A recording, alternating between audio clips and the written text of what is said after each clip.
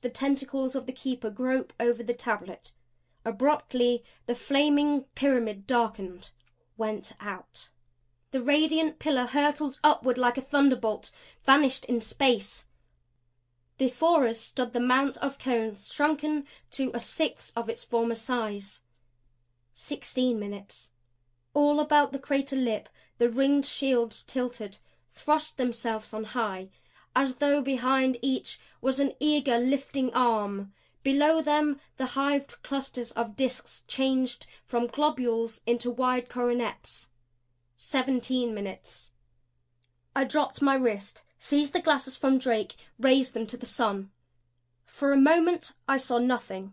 Then a tiny spot of white incandescence shone forth at the lower edge of the great spot.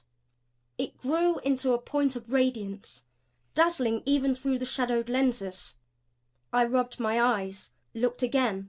It was still there, larger, blazing with an ever-increasing and intolerable intensity. I handed the glasses to Drake silently. "I see it," he muttered. "I see it. And that did it. That! Goodwin!" There was a panic in his cry. "Goodwin, the spot! It's widening! It's widening!" I snatched the glasses from him. I caught again the dazzling flashing. But whether Drake had seen the sunspot widen, change, to this day I do not know. To me it seemed unchanged, and yet perhaps it was not. It may be that under the finger of force, that spear of light, that wound in the side of our sun, had opened further, that the sun had winced. I do not to this day know, but whether it had or not, still shone the intolerably brilliant light, and miracle enough that was for me. 20 minutes. Subconsciously I had gone on counting. 20 minutes. About the cratered girdle of the upthrust shields, a glimmering mistiness was gathering, a translucent mist, beryl pale and beryl clear. In a heartbeat it had thickened into a vast and vaporous ring, through whose swarms of corpuscles the sun's reflected image upon each disk shone clear, as though seen through clouds of transparent atoms of aquamarine. Again the filaments of the keeper moved, feebly, as one of the host's circling shields shifted downward. Brilliant, ever more brilliant, waxed the fast thickening mists. Abruptly, and again as one, the discs began to revolve. From every concave surface, from the surfaces of the huge circlets below them, flashed out a stream of green fire, green as the fire of green life itself. Corpuscular, spun of uncounting, rushing, dazzling eons, the great rays struck across, impinged upon the 1,000-foot wheel that crowned the cones, set it whirling. Over it I saw form a limpid cloud of the brilliant vapours. Whence came these sparkling nebulosities, these mists of light? It was as though the clustered spinning discs reached into the shadowless air, sucked from it some unseen rhythmic energy and transformed it into this visible, coruscating flood. For now it was a flood. Down from the immense wheel came pouring cataracts of green fires. They cascaded over the cones, deluged them, engulfed them. Beneath that radiant inundation the cones grew.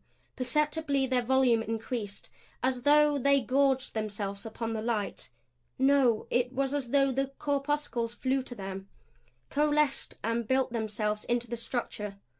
Out and further out upon the base of crystal they crept, and higher soared their tips, thrusting, ever thrusting upward toward the whirling wheel that fed them. Now from the keeper's planes writhed the keeper's tangle of tentacles, uncoiling eagerly, avidly, through the 20 feet of space between their source and the enigmatic mechanism they manipulated. The crater's discs tilted downward.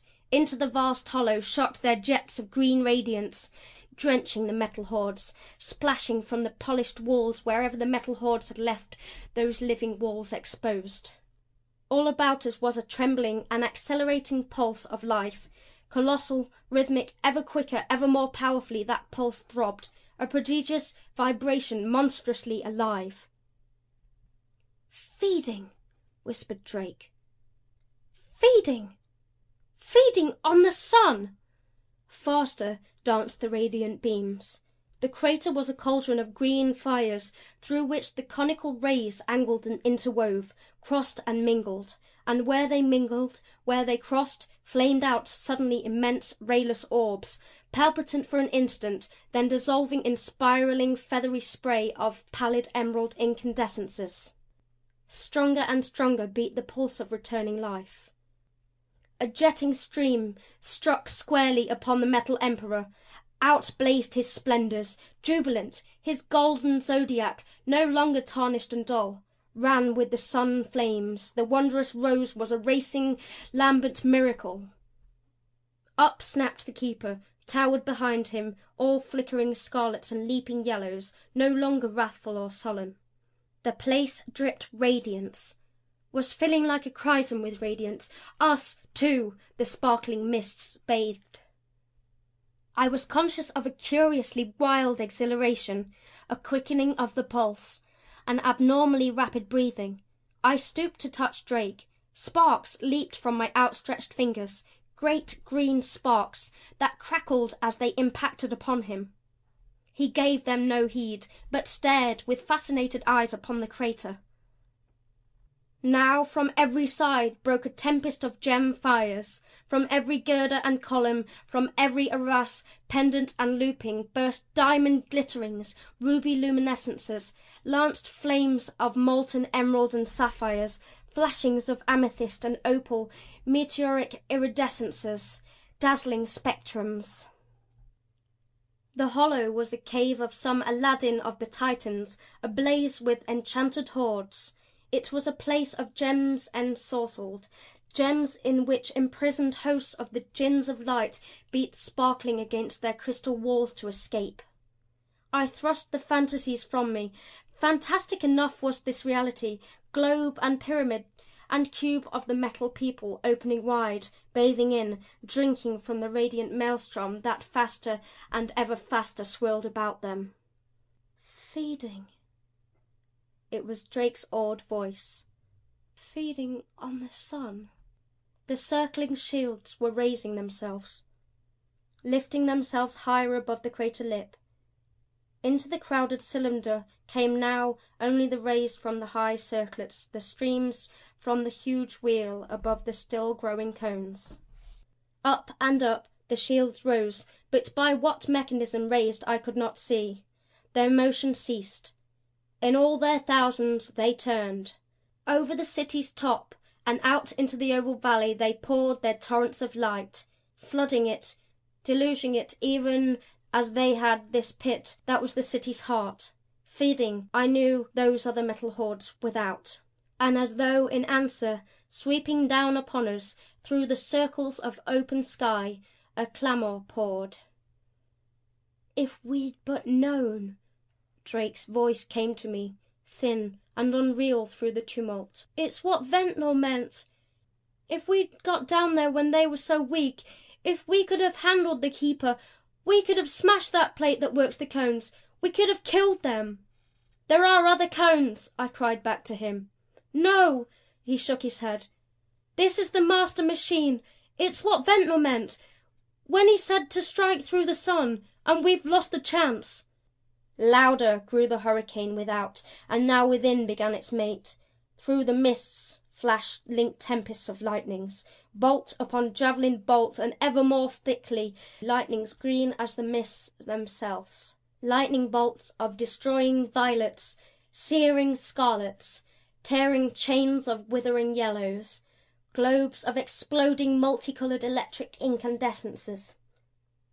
The crater was threaded with the lightnings of the metal people, was broidered with them, was a pit woven with vast and changing patterns of electric flame.